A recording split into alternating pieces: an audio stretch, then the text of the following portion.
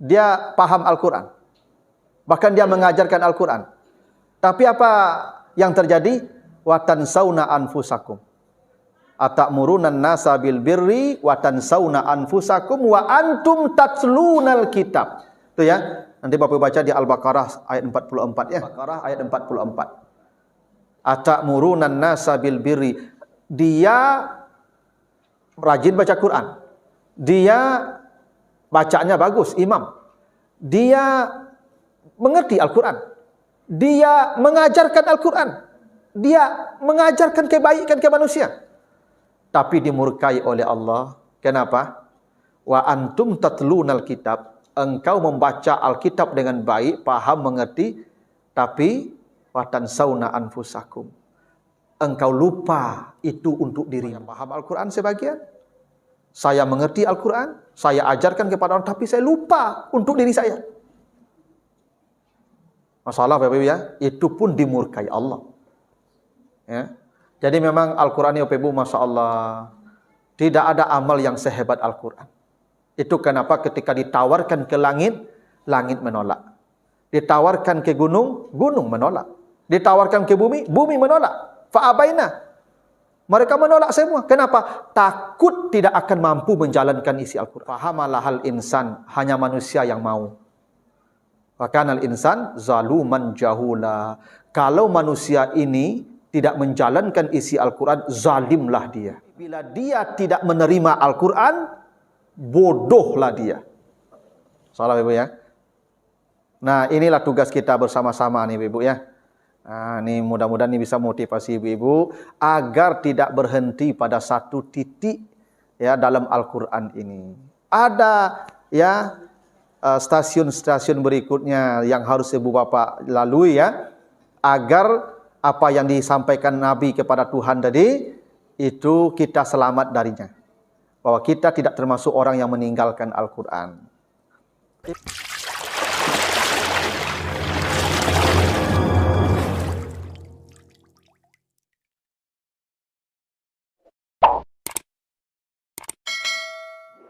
Warahmatullahi wabarakatuh. Alhamdulillahi rabbil alamin. Assalatu wassalamu ala asrafil anbiya'i wal mursalin wa ala alihi wa ashabihi ajmain. Yang saya hormati Ibu Ketua,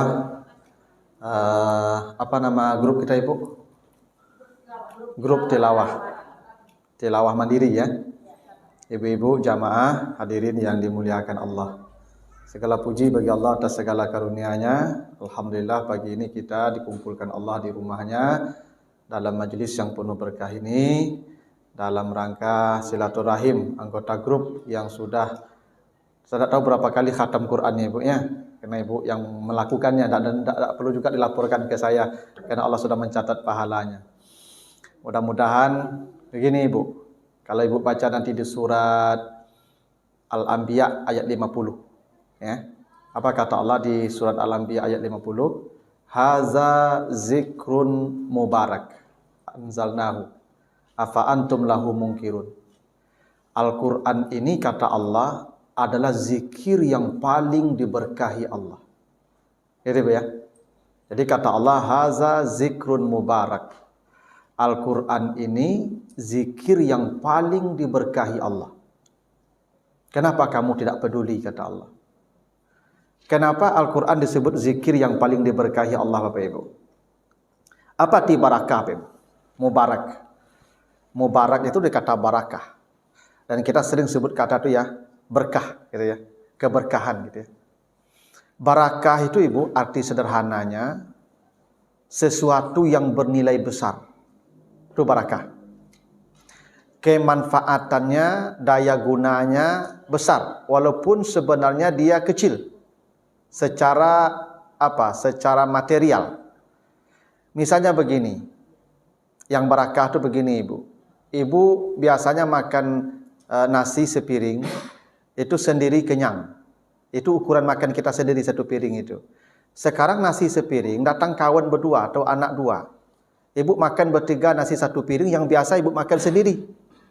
Ternyata setelah Ibu makan bertiga, kenyang Ibu sama saja dengan makan sendiri. yang 2 lagi kenyang juga. Maka nasi ibu yang sepiring itu barakah namanya. Dia sedikit tapi nilainya besar. Ada ibu-ibu lah mungkin lah secambung makan kenyang enak kan. Kalau secambung kan banyak ada ibu ya. Cuman banyak tak barakah namanya itu ibu. Jadi kita ini Bapak Ibu tak perlu dapat banyak juga. Untuk apa banyak kalau nak barakah itu? Biar sedikit tapi barakah kemanfaatannya nilainya besar. Itu makna barakah. Jadi barakah itu bisa jadi materinya sedikit tetapi nilainya besar. Nah tadi saya tanya, kenapa Al-Quran disebut zikir yang diberkahi? Ibu kalau baca zikir selain Al-Quran, misalnya ibu baca tasbih, tahmid, tahlil gitu ya. Bagaimana hitungan pahalanya ibu? Per kali baca. Bahkan kata Nabi, siapa yang baca subhanallah, alhamdulillah, Allahu Akbar 100 kali. Kalinya ibu 100 kali. Siapa yang baca misalnya kan Allahumma anta rabbi la ilaha illa anta khalaqtani wa ana abduka wa ana ala ahdika dan seterusnya, panjang ya. Sekali pagi, sekali sore, begitu ya. Dapat ini. Janji Allah begini. Jadi semua zikir-zikir yang dibaca yang kita diajarkan oleh Allah, oleh Rasulnya, itu nilainya per banyak kali kita baca. Begitu kan? Al-Quran bukan. Al-Quran tidak dihitung pahalanya per ayat atau per kali atau banyaknya ibu baca. Tidak. Apa kata Nabi? Man qara'a harfan minal Quran falahu hasanah. Wal hasanatu bi asri amsalihha. Siapa yang baca 1 huruf dari Al-Quran, dia dapat 10 kebaikan. Bayangin ibu ya. Dan saya tidak berkata alif lam mim harfan. Tidak. Tetapi alif harfun, lam harfun, wal mim harfun. Ibu bapak kalau baca Al-Quran 1 huruf 10. Alif lam mim saja sudah 30. Kalau ibu baca Bismillahirrahmanirrahim 19 hurufnya kali 10. Itu kenapa Al-Quran disebut zikir yang diberkahi. 1 huruf hitungan pahalanya. Bukan per ayat, bukan per surat. Kalau zikir lain, selesai. Subhanallah, alhamdulillah. Itu per kali. Itu diantara hebatnya Al-Quran. Coba kalau ibu khatam Quran, pernah hitung huruf Al-Quran? Berapa banyak hurufnya ibu? Itulah amal ibu.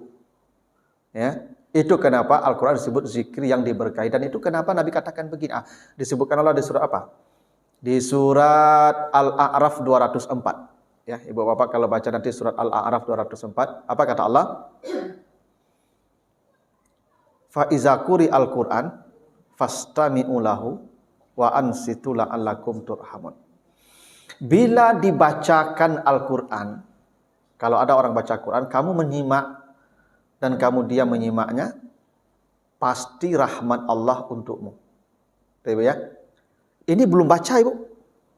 Ini bukan untuk orang baca ini. Ayat ini untuk orang yang mendengar. Ibu ada orang baca Quran, lalu ibu dengar, kata Allah, pasti rahmat kamu, rahmat Allah untukmu. Pasti. Dan kata Nabi, orang masuk surga bukan dengan amalnya ibu. Karena kata Nabi, tidak ada satupun manusia yang masuk surga dengan amalnya.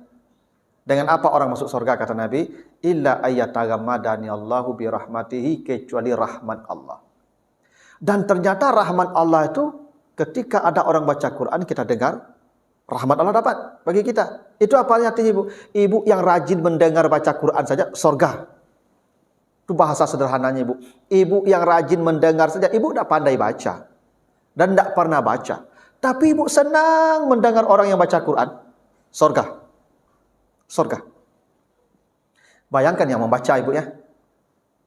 Yang mendengar saja begitu, apalagi yang baca. Makanya Bapak Ibu kalau kita bacalah hadis-hadis tentang fadilah itu membaca Al-Quran itu tidak satu.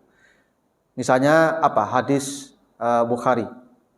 Iqra'ul Quran fa innahu ya'ti yaumal qiyamati syafi'an li ashabihi. Siapa yang membaca Al-Quran, maka Al-Quran itu akan datang menolongnya di hari kiamat. Al-Quran itu yang datang menolongnya di hari kiamat. Hadis Al-Baihaqi menjelaskan begini, Ibu. Salasun fi kasibin min misik. Ada 3 manusia yang diamankan Allah nanti di padang mahsyar. Saat manusia berdiri 50.000 tahun dalam suasana yang panas dan mencekam, hingga ada manusia yang minta mati di padang mahsyar itu, Ibu. Karena mereka pernah merasakan mati. Kita nanti akan mati, Ibu. Dan kita tahu mati itu sakit. Tapi sakit mahsyar lebih hebat daripada sakit mati. Itu kenapa ketika berdiri padang mahsyar itu 50.000 tahun panasnya, manusia minta mati. Ya Malik liyaqdi alaina rabbuka. Begitu kata manusia itu. Wahai para malaikat, tolong mintakan ke Tuhan matikan kami. Tak kuat kita berdiri itu pada masa itu, Ibu. 50.000 tahun tak ada tempat duduk, Ibu. Tak ada tempat berteduh itu. Tapi kata Nabi, ada 3 manusia yang diamankan. Dia di tempat yang teduh dan sejuk, penuh aroma kasturi, wangi, hingga dia tidak merasakan la yahuluhum hisab wala yanaluhum alfaza. Tidak ada cemas, tidak ada takut, tidak ada payah, tidak ada panas, tidak ada capek, tidak ada macam-macam, tidak ada. Tenang selama di padang mahsyar. Dari 3 itu, Ibu, nomor 1 kata Nabi, rajulun qara'al Qur'ana ibtigha'a wajhillah. Ibtigha'a wajhillah. Manusia yang membaca Al-Quran mencari wajah Allah. Ibu-ibu, kalau ibu baca Qurannya mencari ridha Allah, bukan untuk dibanggakan, ibu orang pertama di padang mahsyar yang diamankan. Karena begitu kata Nabi, rajulun qara'al Qur'ana ibtigha'a wajhillah. Dari 3 manusia yang diamankan itu, nomor 1 itu pembaca Al-Quran. Tuh. Kalau ibu mau bukti, nanti mati dulu, nanti lihat. Ya, kalau sekarang kan tidak bisa dilihat, karena janji baru kan. Kan sekarang masih janji, Ibu. Tapi janji itu pasti nanti itu. Ya, dan Allah tidak akan mengingkari janjinya. Itu bukti Al-Quran itu ya'ti yaumal qiyamati syafi'an li ashabih, menjadi penolong bagi pembaca-pembacanya. Karena dia yang pertama diamankan Allah, berkat itu Al-Quran dibaca. Itu makanya ada hadis Nabi, hadis At-Tirmizi lagi begini. Suratun minal Qur'an tasfa'u li sahibi hatta yufara lahu. Ada 1 ayat, ada 1 surat dalam Al-Quran kata Nabi, yang kalau itu rutin dibacanya, dan jumlah ayat cuma 30, salasuna ayat. Cuma 30 ayat. Tapi itu yang menjadi syafaatnya. Ibu bapak tidak usah khatam Quran, tidak usah. Tidak usah berkali-kali baca Quran, tidak usah. 1 surat saja kata Nabi. Suratun minal Quran. Salasuna ayat. Baca saja yang 30 ayat itu. Cukup penyelamat dia nanti di hari kiamat. Sahabat bertanya, apa itu 1 surat yang 30 ya Rasulullah? Kata Nabi, Tabarakallazi biyadihil muluk. Bacalah surat Al-Muluk. Hebat kan Pak Ibu ya? Al-Quran itu. Ibu tidak usah menghatamkan Quran itu, tidak usah. Kalau tidak sempat, tidak usah. Tapi kalau bisa itu hebat. Cukup 1 surat kata Nabi, suratun minal Quran salasuna ayat tasfa'u li sahibiha. Yang 1 ayat, yang 1 surat 30 ayat itu cukup menyelamatkan dia di hari kiamat. Dah hebat Pak Ibu itu? Hebat Pak Ibu. Ibu, bapak nanti dalam hadis sahih ya riwayat Al-Baihaqi juga, nanti bapak ibu di depan pintu sorga, kan kita dihalau ke sorganya, digiring. Wasiqal ladzina taqaw rabbahum ilal jannati zumara, gitu ya. Hatta iza ja'uha wa futihat abwabuha. Di depan pintu sorga itu nanti ibu belum boleh masuk sorga. Belum diperkenankan Allah masuk sorga. Kecuali apa kata Allah kepada mereka yang di depan pintu sorga itu? Iqra waratil makunta turatil fid dunya. Baca Quran dulu yang dibaca di dunia. Baca Quran yang dibaca di dunia. Kemudian kata Allah apa? Naiklah setiap 1 ayat ke 1 surga. Alif lam mim. Oke, naik. Zalikal kitabul la raiba fihi hudan lil muttaqin. Naik. Dan kata Allah, wa akhiru manzilatika fi akhiri ayatin takra'uha. Sorgamu berhenti di ayat terakhir yang kau baca. Salah Ibu ya? Kalau ibu membaca ayat cuma 1000 ayat, maka surga ibu itu akan finish di level 1000. Kalau ibu menjelang mati ini baca ayat 2000 ayat Al-Quran, maka surga ibu akan berhenti di level 2000. Mungkin belum bisa jadi tingkatnya, bisa jadi kemewahannya. Kadang kan hotel itu tidak sama kamarnya ibu, walaupun sama hotelnya. Ibu nginap di satu hotel, sama enggak bayaran kamarnya ibu? Enggak. Pasti level fasilitasnya beda-beda.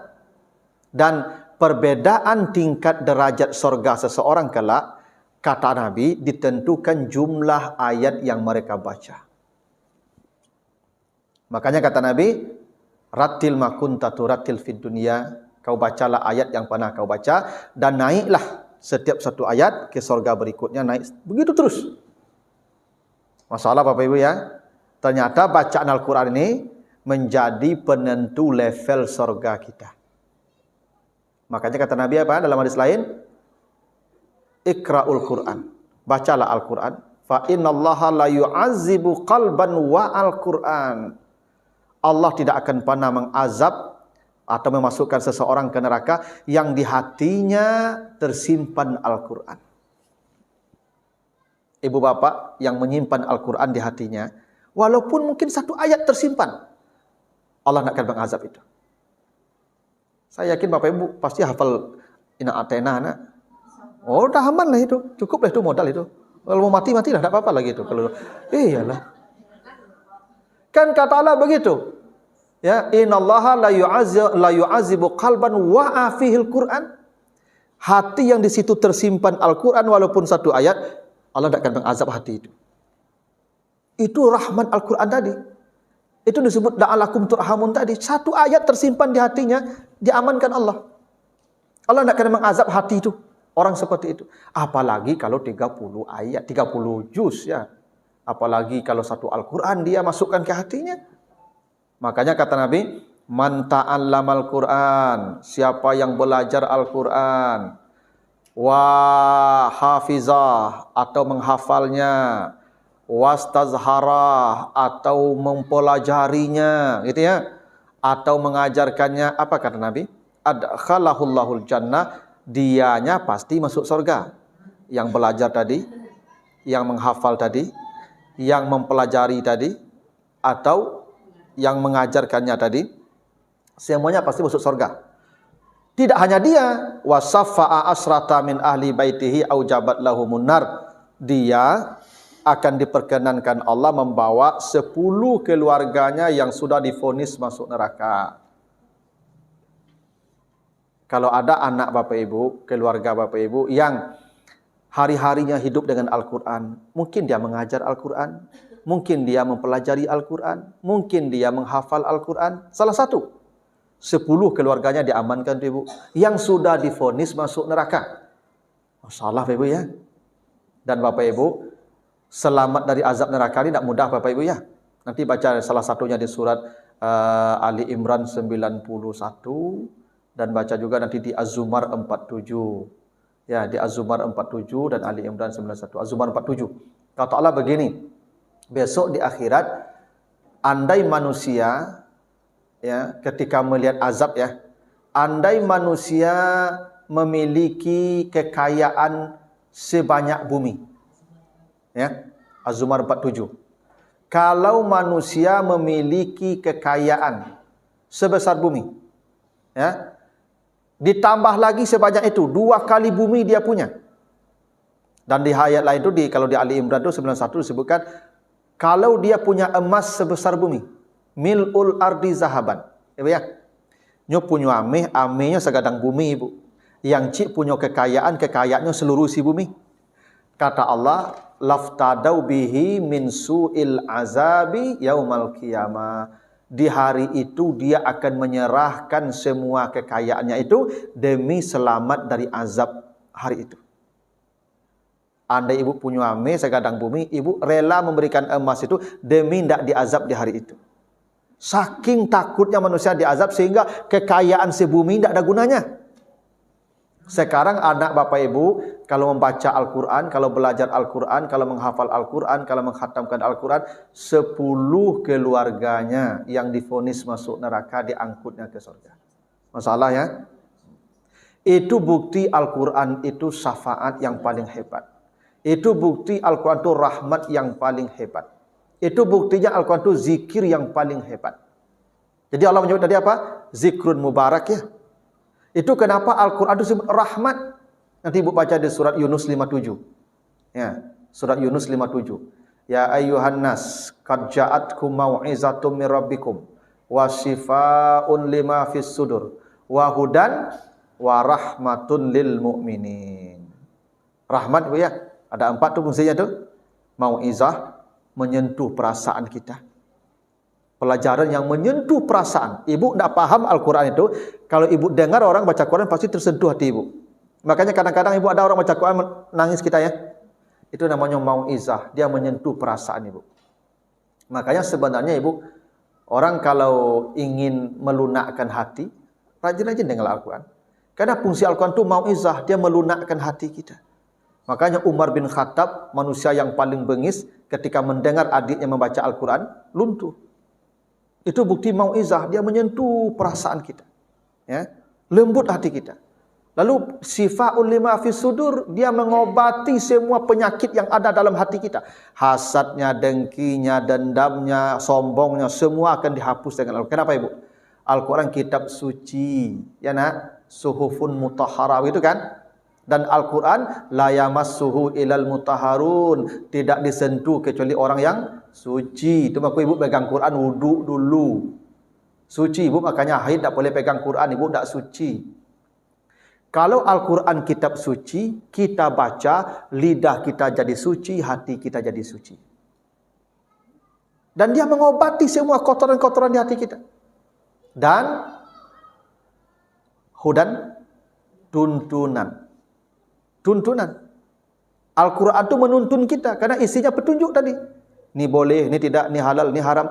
Kalau sudah diikuti semua baru rahmatun. Apa rahmat tadi Ibu? Surga. Nah, karena itu Ibu, ada yang perlu juga kita jadi renungan kita lah. Apa yang harus jadi renungan kita? Itu surat Al-Furqan ayat 30. Begini. Kenapa saya sebut itu renungan kita? Rasulullah pernah mengadu kepada Allah dan aduan Nabi itu diabadikan. Al-Furqan ayat 30. Ya, surat 25 ayat 30. Nabi mengadu Ibu. Dan aduan Nabi itu diabadikan jadi ayat. Apa kata Allah? Wa qala ar-rasul ya Rabbi inna qaumi ittakhazu hadzal Qur'ana mahjura. Dulu ketika Nabi hidup menjelang beliau wafat, beliau mengadu kepada Tuhan, ya Tuhanku, sungguh umatku meninggalkan Al-Quran. Salah Ibu ya? Kata Nabi mengadu, ya Tuhan, sungguh umatku meninggalkan Al-Quran. Kan menjadi kontradiksi Bapak Ibu. Sekarang kita saksikan penghafal Quran begitu banyak, ya nak? Anak-anak belajar Al-Quran siang malam, ya nak? Rumah tahfiz tumbuh kembang bak jamur di musim hujan, ya tak? Ibu-ibu majlis taklim berlomba menghatamkan Quran, ya nak? Kajian Al-Quran di masjid-masjid begitu ramainya, begitu tak? Lalu kenapa Nabi mengatakan umatku meninggalkan Al-Quran? Kan menjadi unik pengaduan Nabi ini. Padahal kalau kita perhatikan seperti kita ini nah. Ibu-ibu yang sudah bongkok-bongkok pun berlomba-lomba menghatam Quran. Anak-anak itu sebelum TK, sebelum SD pun sudah pada hafal Quran. Rumah tahfiz menjamur di mana-mana. Tapi kenapa Nabi mengatakan umatku meninggalkan Al-Quran? Dan itu dikadukan Nabi ke Allah. Sungguh umatku ya Tuhan, mereka meninggalkan Al-Quran. Ternyata ibu bapak, orang yang rajin membaca Al-Quran, menghatamkan, itu pun bisa jadi orang yang meninggalkan Al-Quran. Boleh jadi ibu-ibu yang khatam tiap sebentar ini menjadi bahagian orang yang meninggalkan Al-Quran. Kenapa? Karena Bapak Ibu, ya, dengan Al-Quran ini minimal ada 4 tugas kita. Kalau ibu tidak mengikuti yang 4 itu, minimal itu, ibu termasuk orang yang hijrah, yang meninggalkan Al-Quran itu. Walaupun ibu rajin baca Quran. Karena membaca Al-Quran itu ibu, ada 4 perintahnya ibu. Ya. Membaca Al-Quran itu ada 4 perintahnya, 4 katanya.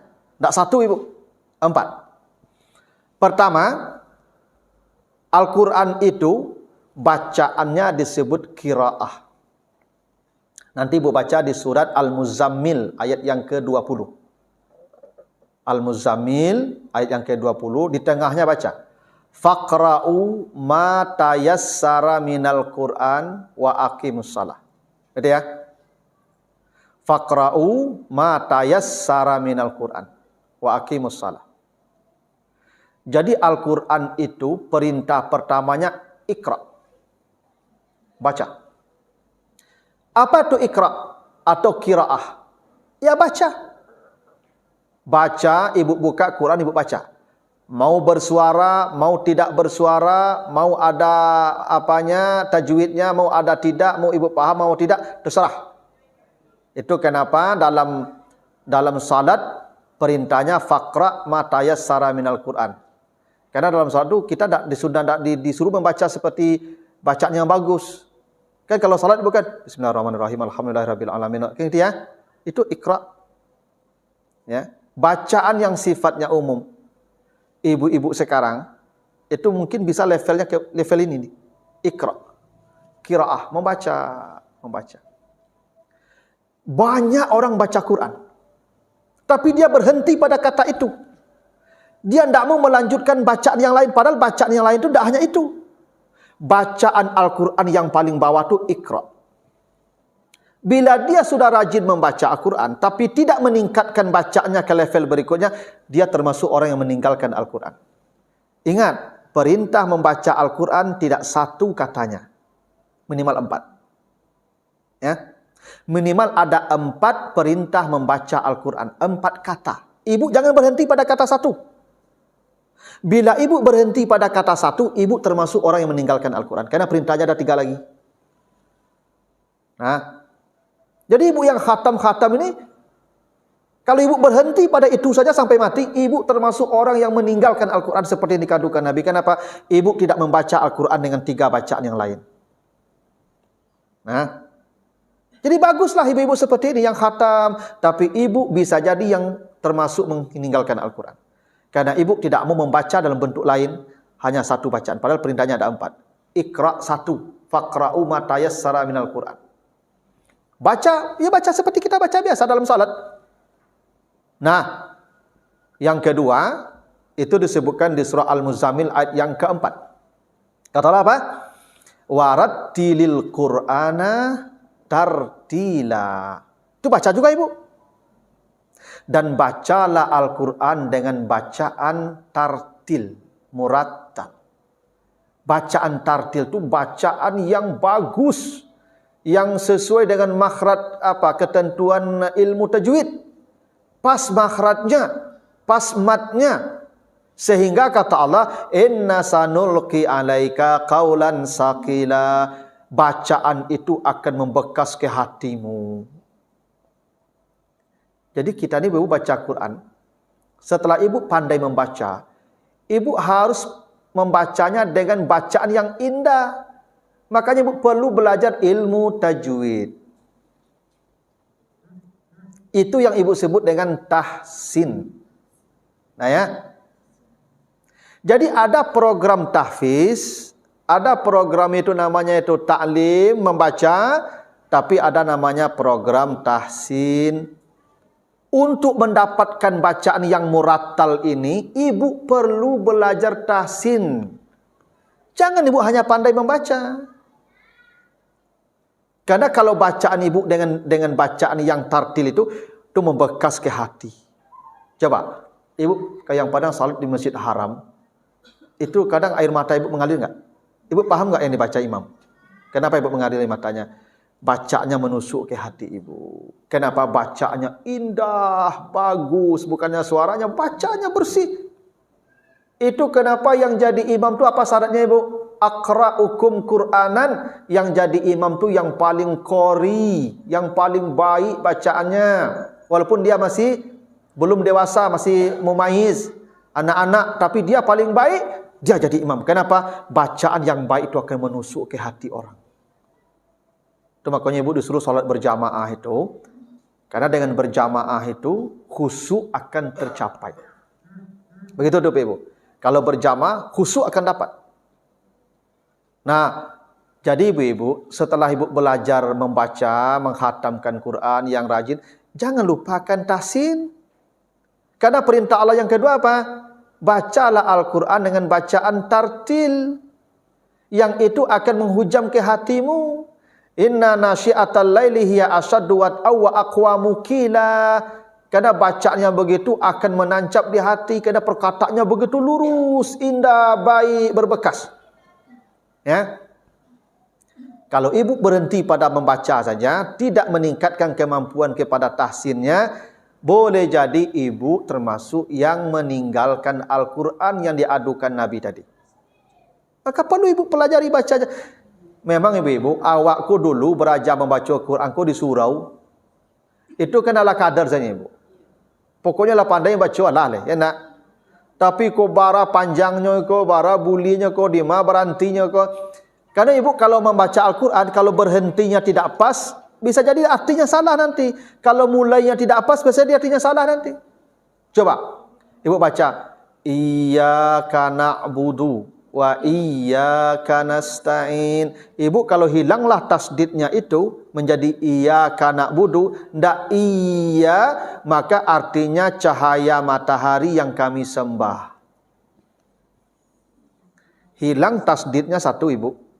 Artinya cahaya matahari yang kami sembah. Karena iyyaka itu sisa-sisa matahari di sore hari menjelang terbenam namanya iyyaka.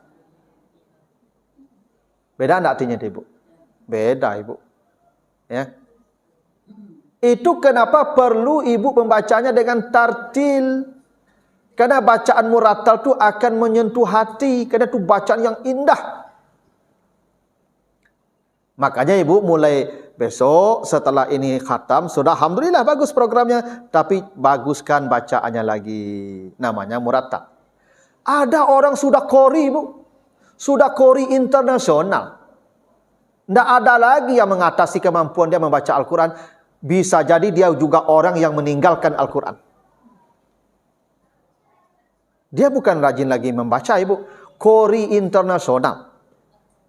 Tapi dia bisa jadi meninggalkan Al-Quran kalau bacaannya berhenti pada murattal. Bacaannya berhenti pada tartil. Kenapa? Ada bacaan ketiga yang diperintahkan Allah. Apa itu? Tilawah. Nanti Bapak Ibu baca di surat Al-Ankabut ayat 45. Ya, surat Al-Ankabut ayat 45. Apa kata Allah? Utslu ma uhiya ilaika minal kitab wa aqimis shalah innas salata tanha anil fahsya'i wal munkar. Bacalah Alkitab. Bacalah wahyu yang ada dalam Alkitab, Al-Quran. Dan dirikanlah salat. Sesungguhnya salat mencegah perbuatan keji dan munkar. Apa bacaan ketiga, apa perintah Allah? Tilawah. Jadi ada bacaan tu qiraah, ada bacaan itu tartil, murattal, tahsin, ada bacaan tu namanya tilawah ibu. Utlu, bacaan itu namanya tilawah. Apa itu bacaan tilawah? Bacaan watlu, tilawah itu membaca dengan pemahaman. Itu makanya sari tilawah, enak. Sari tilawah itu disarikan bacaan itu tadi. Ini loh maksudnya. Itu makanya sari tilawah namanya. Cuman di kita diterjemahkan saja. Sebenarnya yang sari tilawah itu disarikan tilawah itu. Ya, setelah dibacakan ayatnya, maksud ayat ini begini, begini, begini. Itu namanya sari tilawah. Cuman kitanya terjemahannya. Kalau itu terjemahan namanya itu, sari tilawah namanya itu. Kita dengarkan bacaan Al-Quran dan terjemahan, itu bagusnya itu. Tidak sari tilawah. Kalau sari tilawah, tilawah itu disarikan. Dikasih penjelasan yang dibaca tadi apa. Ibu kan tak paham yang dibaca tadi, kena bahasa Arab. Ini loh maksudnya, itu sari tilawah. Jadi tilawah itu artinya membaca dengan pemahaman. Itu kenapa setelah itu ada kata inna salata tanha anil fasya wal munkar gitu ya. Kenapa dihubungkan tilawah dengan fasya dan munkar? Karena orang kalau paham Al-Quran mustahil berbuat fasya dan munkar. Karena Al-Quran tuntunan, petunjuk. Dia mengajarkan yang baik, mana yang salah, mana yang benar, mana yang hak, mana yang batil, mana yang haram, mana yang halal. Mana mungkin orang berbuat fasya dan munkar kalau dia tilawatul Quran? Banyak orang qiraah Quran, banyak orang murattal dengan Al-Quran, tapi fasya dan munkarnya enggak. Kenapa? Enggak berhenti. Kenapa? Dia belum sampai ke level tilawah. Tak paham dia tu. Maka baguslah ibu yang sudah khatam. Baguslah ibu yang murattal, yang bacanya sudah dengan tajwid, yang tahsin sudah berjalan. Tapi bila ibu tidak belajar isinya setelah itu, ibu termasuk yang meninggalkan Al-Quran juga. Salah faham ya? Karena perintah membaca tidak hanya ikra. Ada ratil, ada watlu, tilawah. Itu kenapa ibu perlu seperti ini. Inilah yang disebut tilawah. Saya jelaskan ayat, lalu ibu paham, baru kita terhindar daripada fasya dan munkar. Karena Al-Quran itu ibu, kalau tidak dipelajari, tidak mungkin kita dapat petunjuk. Inilah. Di jalan raya itu kan banyak gambar-gambar sepanjang jalan, ibu. Itu gambar atau petunjuk, ibu? Petunjuk itu, ibu. Itu namanya rambu. Yang menuntun ibu, ini tidak boleh belok. Ini tidak boleh stop. Gitu ya. Ini berhenti, tidak begitu.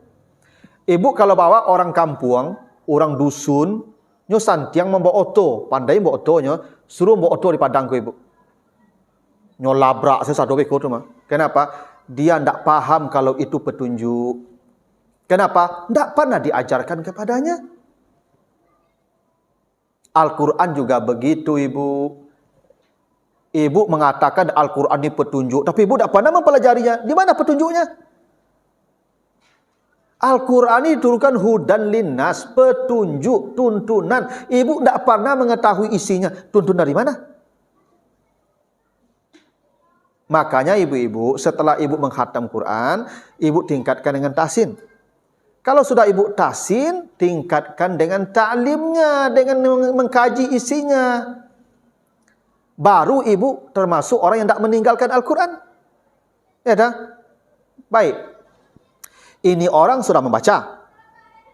Ini orang sudah tahsin, murattal. Ini orang sudah tilawah. Masih bisa juga dia meninggalkan Al-Quran. Kenapa ibu? Karena ada perintah ketiga. Perintah keempat. Apa perintah keempat membaca Al-Quran? Disebutkan di surat An-Nisa ayat 82. Bapak kalau baca An-Nisa 82. Apa kata Allah? Afala yatadabbarunal Qur'an.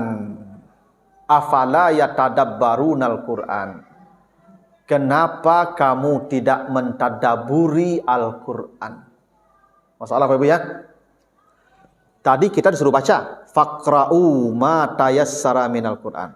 Oh, belum berhenti. Ada kedua. Warattilil Qur'ana tartila.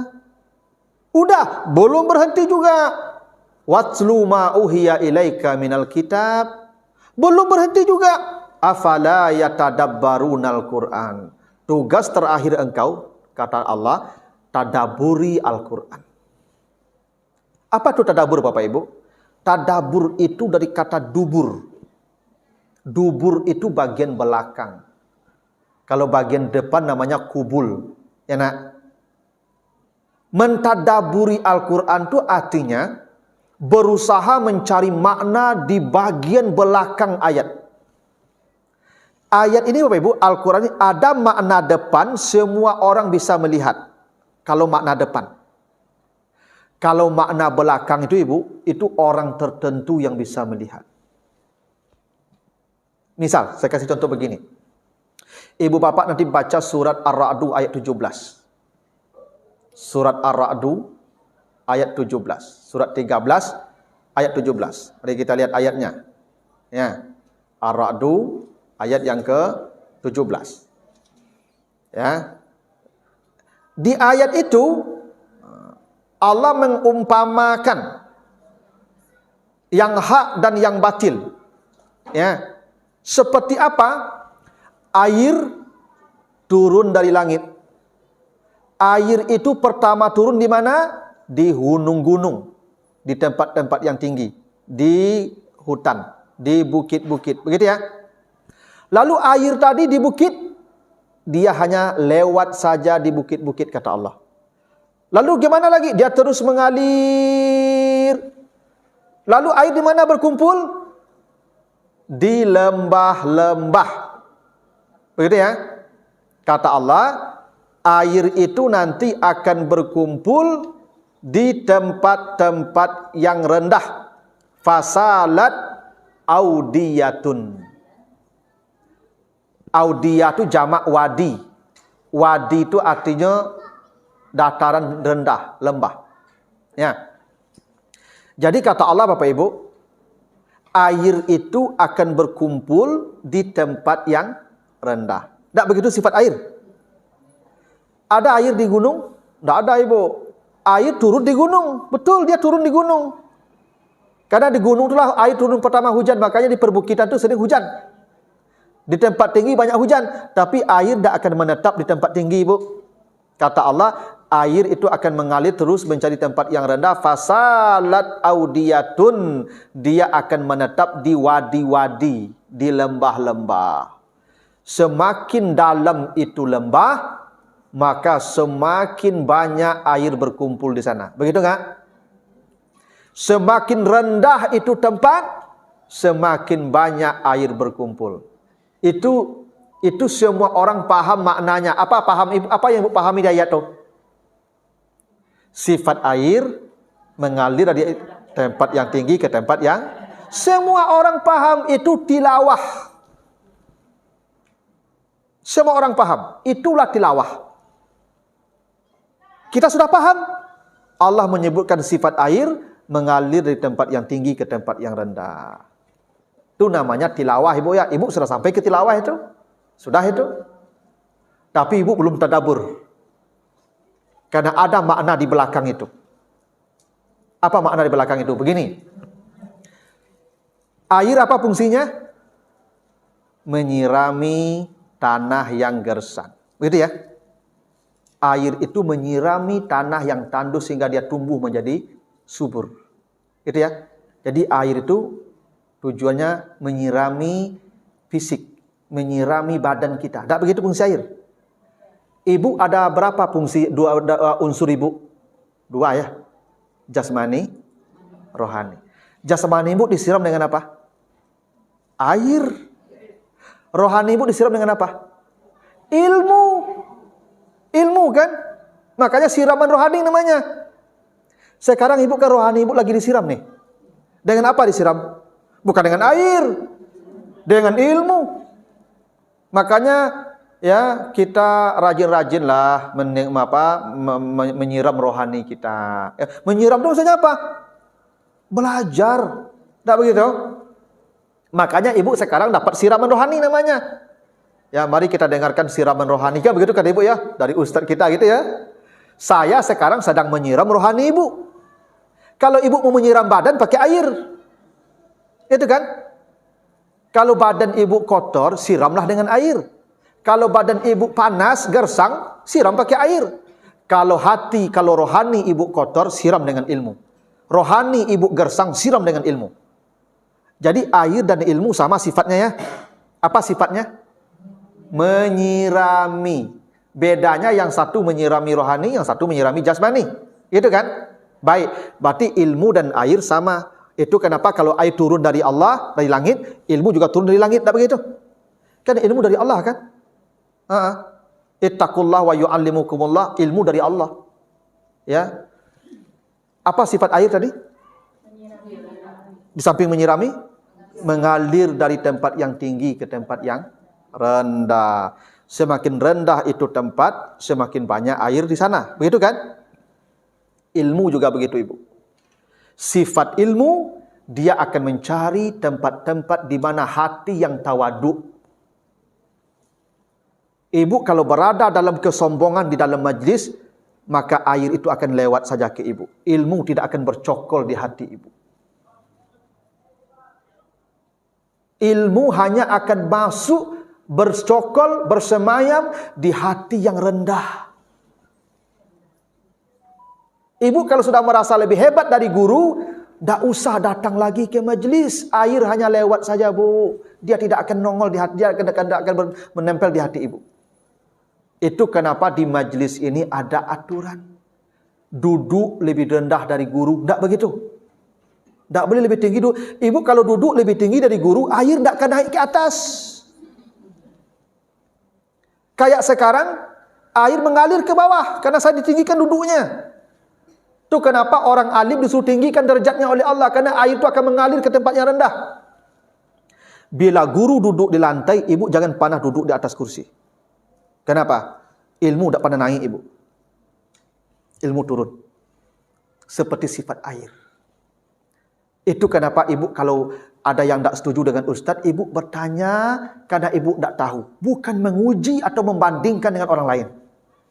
Karena kalau begitu ibu di majlis, ilmu tidak akan masuk dan bersemayam di hati yang tinggi. Apa Allah berkata begitu? Tidak. Kenapa kita paham? Karena kita mencari di balik yang tadi. Mencari makna di balik yang tadi itu namanya tadabbur. Dan tidak semua orang memahami itu, ibu. Apa yang baru saya katakan kepada ibu-ibu ini, inilah yang disebut tadabbur namanya. Itu level yang paling tinggi bacaan Al-Quran. Kalau ibu memahami makna umum, semua paham, itu level tilawah namanya. Air mengalir dari tempat yang tinggi ke tempat yang rendah. Itu ibu sudah sampai ke level tilawah. Ibu sudah paham makna ayat. Sudah. Tapi belum tentu ibu selamat dari orang yang meninggalkan Al-Quran. Karena ada perintah keempat baca Quran. Itu apa? Afala yatadabbarun Al-Quran. Tidakkah kalian pernah mentadaburi Al-Quran itu? Coba ibu bapak bayangkan. Sebanyak makna di depan ayat, sebanyak itu pula makna di belakang ayat. Setiap ayat itu punya makna depan dan punya makna belakang. Dan makna belakang itu tidak semua orang bisa melihat. Makanya ibu, dihabiskan 70 tahun usia kita belajar Al-Quran, tidak cukup. Kenapa? Bacaan Al-Quran itu ada 4. Faqra'u, warattil, watlu, wa tadabbaru. Dan kita sampai di mana? Nah makanya untuk memotivasi ibu-ibu, saya sarankan mulai hari ini, kalau ibu sudah konsisten membaca, mulai tingkatkan ke level 2. Tahsin. Bila sudah ibu bagus tahsinnya, tingkatkan ke level 3. Tilawahnya lagi. Undanglah ustaz yang agak berkompeten di bidang tafsir. Kami ingin tahu makna ayat ini. Kalau ibu sudah sampai ke level tilawah, cari pula apa makna-makna yang ada tersembunyi di balik itu. Dan itulah Al-Quran. Itu kenapa Al-Quran itu mukjizat. Nah, itu yang perlu jadi renung kita tadi ibu ya. Surah Al-Furqan ayat yang ke 30 ya. Kata Nabi mengadu kepada Allah, ya Allah, sesungguhnya umatku mereka meninggalkan Al-Quran. Inna qaumi ittakhazu hazal Qur'ana mahjura. Mereka meninggalkan Al-Quran. Tapi sebenarnya Bapak Ibu, ada tugas yang lebih hebat lagi semua sebenarnya Bapak Ibu ya. Dari membaca ya. Apa yang lebih hebat dari membaca itu Bapak Ibu? Mengamalkan isinya. Ya enggak? Itu yang lebih hebat lagi. Makanya kata Allah, ada manusia yang dimurkai Allah. Dia ahlul Quran. Dia paham Al-Quran. Bahkan dia mengajarkan Al-Quran. Tapi apa yang terjadi? Wa tansawna anfusakum. Atamuruna nasa bil birri wa tansawna anfusakum wa antum tatlunal kitab. Itu ya. Nanti Bapak baca di Al-Baqarah ayat 44 ya. Al-Baqarah ayat 44. Atamuruna nasa bil birri. Dia rajin baca Quran. Dia bacanya bagus, imam. Dia mengerti Al-Quran. Dia mengajarkan Al-Quran. Dia mengajarkan kebaikan ke manusia. Tapi dimurkai oleh Allah. Kenapa? Wa antum tatlunal kitab. Engkau membaca Alkitab dengan baik, paham, mengerti. Tapi watansawna anfusakum. Engkau lupa itu untuk dirimu. Dan mungkin ini saya yang dituju dengan ayat ini. Saya paham Al-Quran sebagian. Saya mengerti Al-Quran. Saya ajarkan kepada orang. Tapi saya lupa untuk diri saya. Masalah Bapak Ibu ya. Itu pun dimurkai Allah. Ya. Jadi memang Al-Quran ya Bapak Ibu, Masya Allah. Tidak ada amal yang sehebat Al-Quran. Itu kenapa ketika ditawarkan ke langit, langit menolak. Ditawarkan ke gunung, gunung menolak. Ditawarkan ke bumi, bumi menolak. Fa'abaina. Mereka menolak semua. Kenapa? Takut tidak akan mampu menjalankan isi Al-Quran. Fahamalahal insan. Hanya manusia yang mau. Wa kanal insan zaluman jahula. Kalau manusia ini tidak menjalankan isi Al-Quran, zalimlah dia. Tapi bila dia tidak menerima Al-Quran, bodohlah dia. Salah Ibu ya. Nah, inilah tugas kita bersama-sama nih Ibu ya. Nah, ini mudah-mudahan ini bisa motivasi ibu-ibu agar tidak berhenti pada satu titik ya dalam Al-Quran ini. Ada ya stasiun-stasiun berikutnya yang harus ibu bapak lalui ya, agar apa yang disampaikan Nabi kepada Tuhan tadi itu kita selamat darinya. Bahwa kita tidak termasuk orang yang meninggalkan Al-Quran. Ibu kalau mati, pertanyaan pertama di alam barzah apa? Dalam kubur. Al-Quran. Ma rabbuka. Ma nabiyuka. Ma imamuka. Apa imammu, tuntunanmu. Imam itu tuntunan. Imam kan begitu. Kan siap gerak. Maju jalan gitu ya. Kemana nama itu? Di depan dia tuh. Allah akan tanya, ma imamuka. Imammu apa? Al-Quran. Allah tanya, berapa hukum Al-Quran yang kau ketahui? Apa jawabannya? Andai ibu bisa menjawab, ma imamuka Al-Quran. Oh, kata malaikat, berapa hukum yang ada dalam Al-Quran? Wah, you tak mengerti ya, mah. Tak bisa tuh ibu ya. Nah, karena itu perlulah. Nah, paling tidak, kalau pengajian-pengajian seminggu, paling tidak tuh levelnya sudah tilawah. Ibu sudah paham. Makanya ibu semuanya ambil. Yang qiraahnya ambil. Yang tafsirnya ambil. Yang pengajaran isinya ambil. Yang tilawahnya. Yang tadaburnya jangan lupa juga. Tadabur Al-Quran namanya. Ya, memahami makna-makna yang halus di balik kandungan Al-Quran. Gitu. Nah, begitulah ibu-ibu sebagai motivasi. Kalau ada pertanyaan. Gimana bagusnya kita seorang guru mengajarkan pendidik ketika kita dalam haid. Terima kasih banyak Ustaz. Assalamualaikum warahmatullahi wabarakatuh. Nabi itu membaca Al-Quran fi kulli ahwalihi. Dalam segala keadaan, termasuk dalam keadaan junub. Yang dilarang itu memegang mushaf namanya. Mushaf itu ini mushaf. Lembaran-lembaran ini, ini suhuf namanya ini. Sahifah. Ini sahifah namanya ini. Banyak namanya suhuf. Dibukukan namanya mushaf. Yang dilarang ini karena ini disebut suhufun mutahharah. Suhuf yang suci. La yamassuhu ilal mutahharun. Tidak boleh menyentuh suhuf kecuali yang suci pula. Yang tak boleh itu ibu yamas, menyentuh langsung dengan tangan. Kalau ibu pakai sarung tangan, dibolehkan. Atau Al-Qur'annya pakai kulit, kulitnya tidak menyatu dengan ini. Kalau ini menyatu ibu. Kalau ini tidak boleh ibu sentuh, karena menyatu dengan Quran. Tapi kalau ada kulit khusus, ya misalnya ini ada kulit dari kulit hewan yang tidak menyatu dengan ini, boleh dipegang kulitnya. Yang tak boleh tangan ibu langsung ke mushaf. Karena lembaran suci, ibu. Harus dalam keadaan suci. Ibu kalau belajar mengaji, dipakai HP bisa, kan ada program.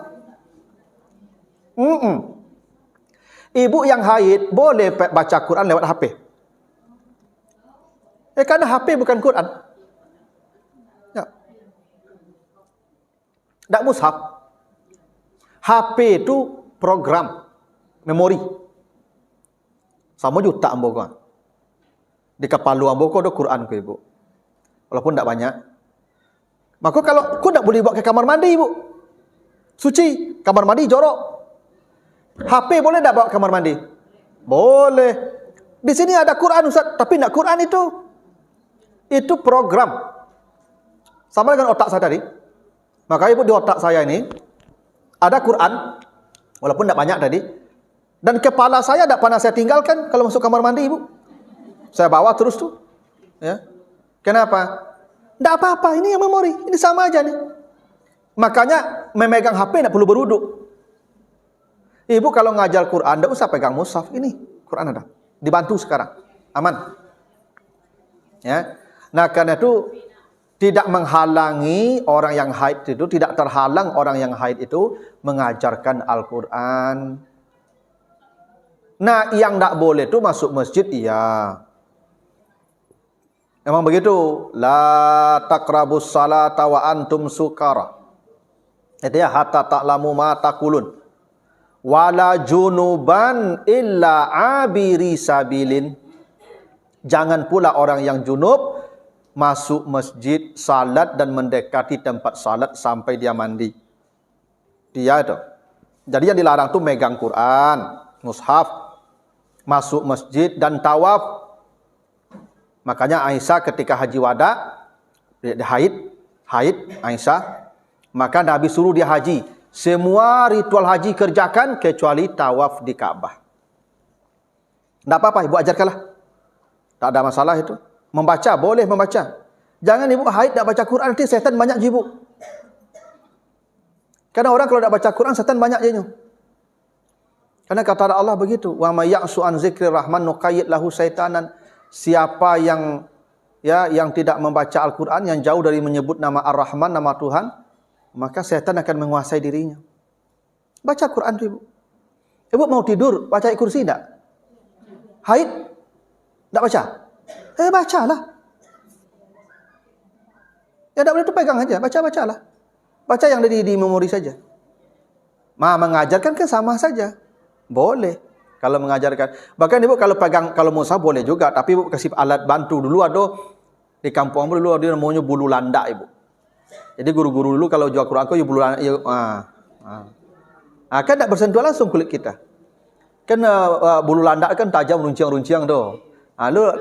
Dulu orang ibu dengan Al-Quran kan dulu kan tak semurah kini dapat Al-Quran ibu.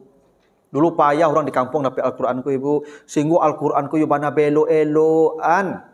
Membukanya sudah lambik-lambik yo runcing mereka nah. Ya, dulu kau membawa Al-Quran pergi mengaji ibu, di mana belatan ibu, mau apa kapi modekwa. Anak-anak kini dah ada ibu, yang cabik-cabik, yang tangga-tangga seminggu Quran baru tangga-tangga dia nak. Dulu tak betul ibu, ke hujan hari ibu, itu pemasukan ke dalam baju tu mah. Baiklah baju basah daripada Quran basah, tak begitu? Okey, ni anak-anak kini tak jali dia tu ibu. Ya, tapi begitulah boleh. Masih ada ibu? Silakan. Sebentar. Ada yang mengatakan yang pakai arti Al-Qur'annya boleh dipegang. Enggak. Kecuali kitab tafsir. Kalau tafsir memang itu bukan Quran, itu buku. Tapi kalau yang terjemahannya enggak Quran, mushaf. Karena terjemahan itu tidak mengurangi bobot Al-Quran. Kalau kitab tafsir, Qurannya sudah kehilang bobotnya. Kenapa? Tulisannya lebih banyak daripada ayatnya. Terjemahannya jangan. Yang tafsirannya enggak apa-apa. Kitab tafsir sebulan peganglah, tak apa-apa. Itu kan itu bukan mushaf. Ini mushaf ini. Ya. Kecuali yang bobot tulisannya lebih banyak kini. Ini misalnya memang terjemahan, tapi terjemahanku lah dulu penjelasan tambahan, itulah tafsir itu, tak Quran itu. Tapi kalau ahli bahasa saja, bukan mushaf, tak boleh pegang. Itu kenapa saya katakan tadi ibu perlu levelnya ke tilawah, ke tadabbur. Sehingga ibu kalau ada Al-Quran yang salah, ibu paham. Ini ibu ditukar saja satu kata, ibu tak mengerti itu kalau Al-Quran ditukar. Kan ibu hanya membaca saja seumur hidup.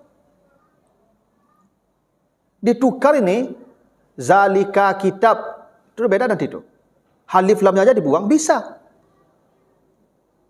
Itu kenapa Bapak Ibu perlu kita belajar itu tidak hanya sampai ke membacanya, memahami, bahkan Al-Quran itu kita pahami struktur kalimatnya. Sehingga kalau ada satu huruf yang berganti, harakat saja berganti, kita paham. Oh ini salah ini. Tak begitu harakatnya itu. Tapi itu kan level orang kan beda-beda ibu ya. Tapi level ibu kalau ibu tak paham, tak tahu, ibu baca dapat pahala tetap. Walaupun Quran kau dipalsukan beberapa kata, tetap ibu berpahala. Tapi Al-Quran ibu tidak akan pernah bisa dirusak, dipalsukan. Karena Allah sudah jamin, inna nahnu nazzalna zikra wa inna lahu lahafizun. Kami yang menjaga Al-Quran. Sampai hari kiamat akan banyak orang memalsukan Al-Quran. Tapi begitu dipalsukan, hari itu juga ketahuan palsunya. Masalah Al-Quran Bapak Ibu. Karena Al-Quran itu dihafal oleh miliaran, bukan jutaan manusia. Dan Allah jamin itu. Karena Al-Quran itu ada yang original di hati orang-orang tertentu. Orang yang dipilih oleh Allah. Kalau ada orang memalsukan Al-Quran, hari ini juga dipalsukan, hari ini ketahuan tuh. Tak mungkin tidak, karena itu hebatnya Al-Quran. Oke, begitulah dulu ibu-ibu ya, sekedar motivasi ibu-ibu. Silakan terakhir. Tadi kan terakhir kita mengenai tadabbur. Jadi salah satu jalannya bisa nak tadabbur ini melalui tafsir dari belum? Ya, tafsir itu pintu depan. Untuk masuk ke pintu belakang, ibu lewat pintu depan enggak? Ibu pergi ke dapur, kan tidak bisa ke dapur aja tiba-tiba. Ke depan dulu. Bagaimana ibu tadabbur ibu di depan tidak paham? Makanya dalam perjalanan menuju Allah itu ada namanya syariat, ada namanya tarekat. Syariat, tarekat sama-sama jalan artinya. Cuman syariat itu jalan yang penuh rambu-rambu.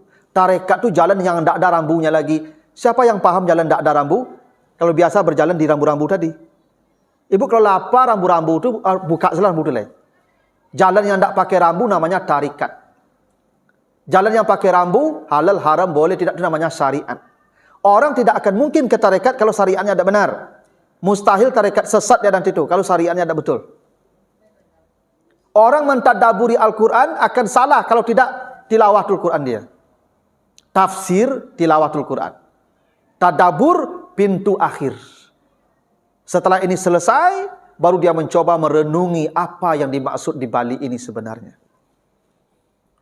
Tapi ibu tidak perlu sampai tadabur. Dengan siapa harus belajar Pak? Dengan guru, tidak bisa dengan, kalau jadi guru setan nanti. Kalau ibu tidak pakai guru, setan gurunya. Ya pakai guru.